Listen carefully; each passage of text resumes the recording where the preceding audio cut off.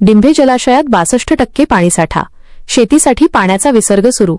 आंबेगाव तालुक्यातील हुतात्मा बाबू गेनू जलाशय, डिंभे धरण परिसरात यंदा समाधानकारक जलसाठा उपलब्ध असून सद्यस्थितीत धरणात 62.29% उपयुक्त पाणीसाठा जमा झाला आहे। रब्बी हंगामातील पिकांच्या सिंचनासाठी धरणाच्या डाव्या व उजव्या कालव्यातून विसर्ग सुरू करण्यात आला असून यामुळे शेतकऱ्यांना मोठा दिलासा मिळाला आहे। पाणीसाठ्याची सद्यस्थिती 28 फेब्रुवारी 2026 रोजी सकाळी 6 वाजेपर्यंतच्या अधिकृत नोंदीनुसार धरणाची पाणी पातळी 710.50 मीटर इतकी आहे। धरणाची एकूण साठवण क्षमता पाहता सध्या धरणात 248.68 दशलक्ष घनमीटर MCU एकूण साठा आहे। त्यापैकी 220.36 दशलक्ष घनमीटर पाणी वापरण्यायोग्य उपयुक्त आहे। शेतीसाठी आणि पिण्याच्या पाण्यासाठी धरणातून विसर्ग वाढवण्यात आला आहे। सिंचन विमोचकातून 55 क्युसेक तर वीज घरातून 700 क्युसेक पाण्याचा वापर होत आहे।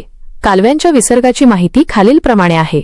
डावा कालवा 675 क्युसेक, उजवा कालवा 80 क्युसेक, एकूण विसर्ग 755 क्युसेक।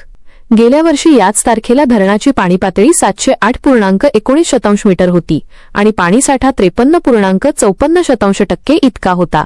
यंदा मात्र मागील वर्षीच्या तुलनेत पाणीसाठ्यात सुमारे 9% वाढ झाल्याचे दिसून येत आहे। पावसाचा विचार केल्यास यंदा आतापर्यंत 1278 मिलीमीटर पावसाची नोंद झाली आहे, तर मागील वर्षी याच कालावधीत 1733 मिलीमीटर पाऊस पडला होता। जरी पाऊस कमी असला तरी पाणी साठवण्याचे नियोजन प्रभावी ठरल्याचे दिसत आहे। नदीपात्रातून सध्या कोणताही विसर्ग सांडवा सोडण्यात आलेला नाही।